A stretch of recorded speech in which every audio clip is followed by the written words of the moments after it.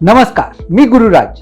News अनकटच्या बातमीपत्रात आपलं स्वागत. बातमीपत्राला सुरुवात करण्याआधी नजर टाकूयात हेडलाईन्सवर. महायुती सरकारचा नागपुरात मंत्रिमंडळ विस्तार. एकूण 33 मंत्र्यांनी तर 6 राज्यमंत्र्यांनी घेतली शपथ. जगप्रसिद्ध तबलावादक उस्ताद झाकीर हुसेन यांचं वयाच्या 73व्या वर्षी निधन. यंदाचे हिवाळी अधिवेशन म्हणजे देखावा, विरोधकांचा हल्लाबोल. आणि शेतकऱ्यांचा पुन्हा एल्गार. आज देशभरात ट्रॅक्टर मोर्चा, पंजाबमध्ये रेल रोको आंदोलन. आता पाहूयात बातम्या विस्ताराने. जगप्रसिद्ध तबलावादक उस्ताद झाकीर हुसेन यांचं वयाच्या 73व्या वर्षी निधन झालंय. त्यांनी काल रात्री अमेरिकेतील रुग्णालयात अखेरचा श्वास घेतला. त्यांच्या निधनाच्या वृत्तानंतर भारतात मनोरंजन, कला, राजकीय वर्तुळातून हळहळ व्यक्त करण्यात येत आहे.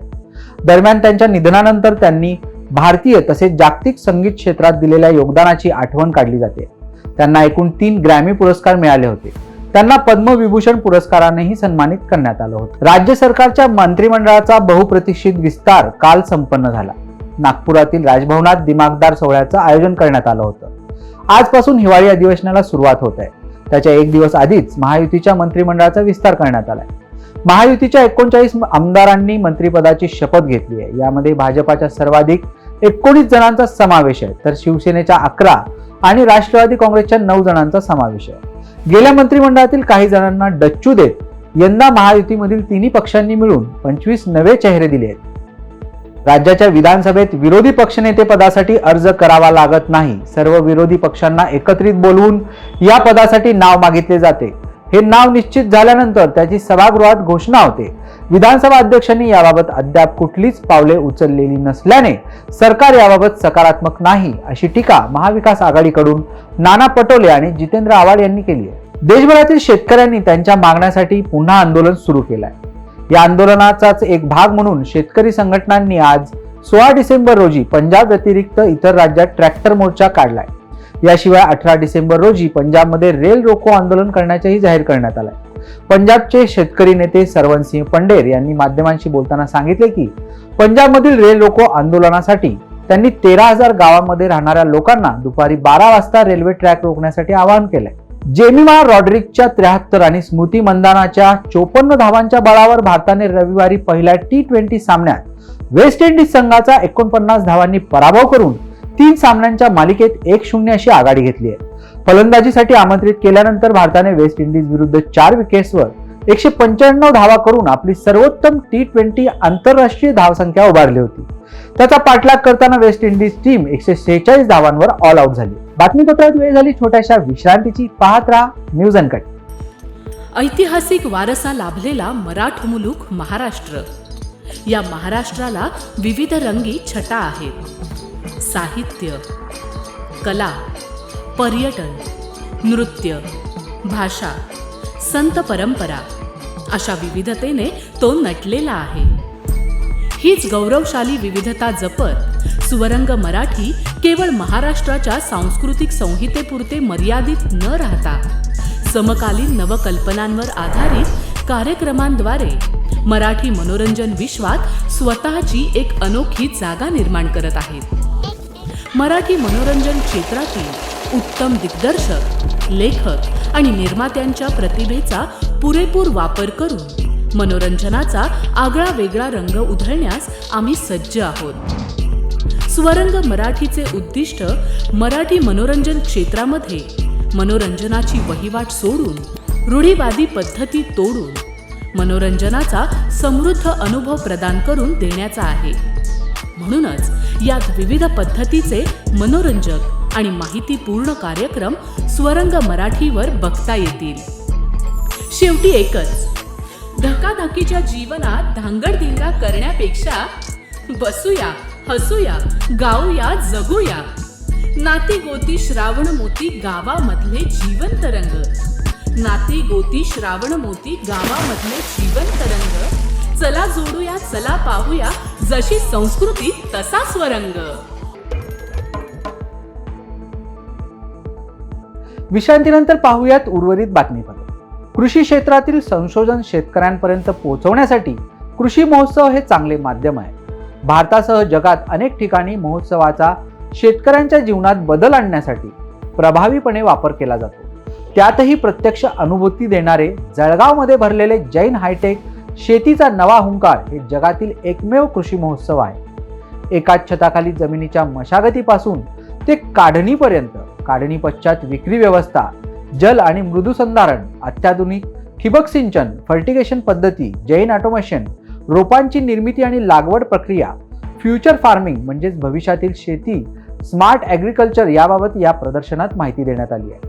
शेतकऱ्यांमध्ये चैतन्य निर्माण करणाऱ्या या महोत्सवात शेतकऱ्यांसह प्रत्येकाने यावे, तसेच तंत्रज्ञान बघावे, ते आत्मसात करावे असे आवाहन हॉर्टिकल्चर फलोद्यान माजी आयुक्त तथा भारतीय कृषी अनुसंधान परिषदेचे माजी डीजीजी डॉक्टर HP सिंह यांनी केले।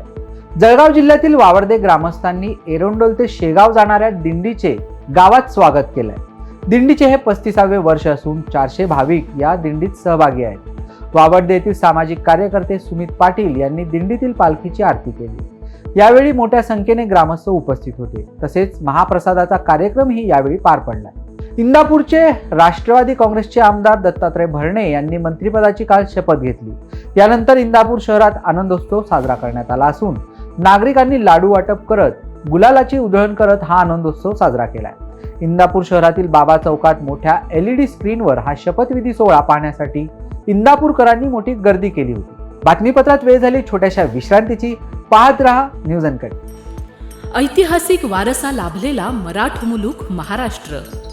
या महाराष्ट्राला विविध रंगी छटा आहेत। साहित्य, कला, पर्यटन, नृत्य, भाषा, संत परंपरा अशा विविधतेने तो नटलेला आहे।